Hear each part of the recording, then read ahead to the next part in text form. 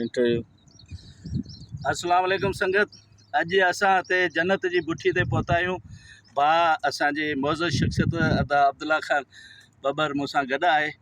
हाणे जेको हिन वक़्तु असीं इब्तिदा कयूं था जन्नत जी बुठी, हीअ जेको पथरनि जो ढेर आहे हिन खे शैतान सॾिबो आहे।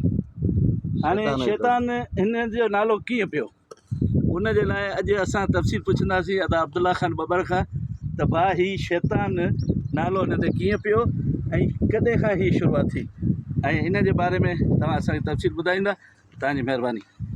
साईं, शैतान साईं, ही तव्हां अॻे रोड रस्ता कोन हूंदा हुआ, कचा हूंदा हुआ। हितां मथे असांजा माण्हू बुलाखन ताईं वेंदा हुआ, बैलगाॾियुनि ते वेंदा हुआ, पोइ साइकिलुनि ते वेंदा हुआ। उहो दौर हूंदो हुओ पुराणो। पोइ हिते हिन शैतान खे जेको पथर न हणंदो या कहिड़ो भितर न हणंदो त हुनजे बैलगाॾियुनि जा चका लही वेंदा हुआ, गाॾियूं पंचर थी वेंदियूं हुयूं।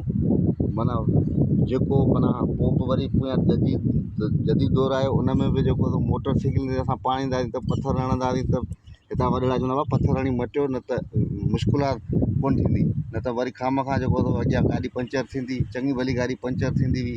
उन टाइम जे दौर में बि गाॾियुनि जा चका लही वेंदा हुआ। सुज़ुकी या का ट्रक आई त उते पंचर थींदी हुई। शैतान ही माना हिन हेर खां कोन्हे, घटि में घटि साईं 150 साल खां 200 साल खां तारीख़ आहे। असांजा वॾा अञा बि रहनि था, उन्हनि बि चवंदा ॾिस तव्हां भिट लॻो पियो पथर, हीअ अञा अधु जेको घस वारनि ढाहे छॾियो, वॾो शैतान जो धड़ो हूंदो हुओ। अञा पथर ई घस ते लॻायूं आहिनि, घस ते खणी अचा आहिनि, ऐं उन हिसाब सां अञा ताईं मशहूरु अञा बि कुझु रहियो। ॿियो मुस्मार करे छॾियो, घस में भरिया थी वियो। ऐं अॻिते हली ही जन्नत जे मकान, जन्नत जे पुठियूं आहिनि। हीअ परे अॻियां जन्नत में क़िलो आहे, जेको साईं मशहूरु फलकारे ॿुधायो हूंदो तव्हांखे, किताब में ज़िक्र कई हूंदी।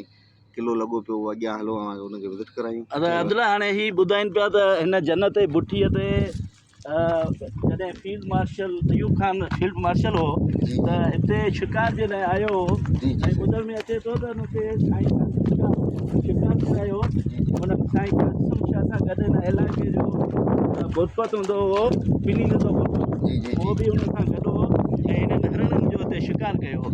अच्छा, पोइ उन दौरान शिकार थियो या हुन सां केरु गॾु आहे, ऐं हिन जन्नत जी बुठी जी ख़ुशूसियत कहिड़ी आहे, ख़ासि हिन जी अहमियत कहिड़ी आहे? जन्नत जी बुठी आहे माशाअल्लाह। जॾहिं हिते जन्नत मकान जॾहिं ठहियो, जॾहिं माना सर्वेल जॾहिं मुक्त्याकार लथो, उन बि जेको चैंपलूं लाहे उनखे पेरनि उघाड़े, चैंपलूं न पाए कोन, हिनखे पेरनि उघाड़ो। इहा दुनिया खे ख़बर आहे, असांजा वॾड़नि तारीख़ त हीउ मकान जेको माना आहे, हिन में वॾी का माना शख़्सियतूं रहनि थियूं, माना बुज़ुर्गनि अहिड़ियूं शयूं ॾिठियूं, तॾहिं हिनखे जन्नत मकान चयो। ऐं हुन में काफ़ी सारा ख़ूबसूरत आबशार आहिनि, वण आहिनि, ॿूटा आहिनि, ऐं झंग जानवर रहंदा हुआ।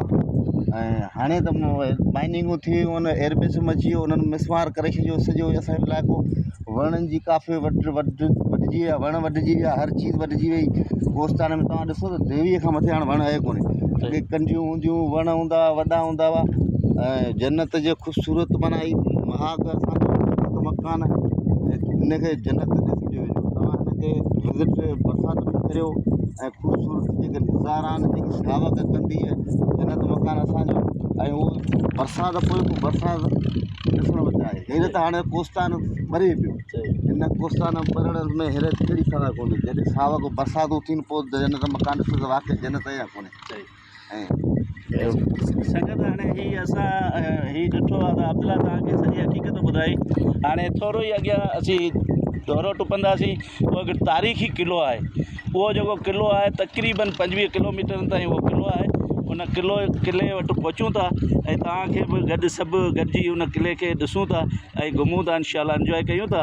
हाणे असां थोरो अधु किलोमीटर खनि परे क़िलो ईंदो ऐं उते पहुची वरी तव्हां सां राब्तो कयूं था। महिरबानी।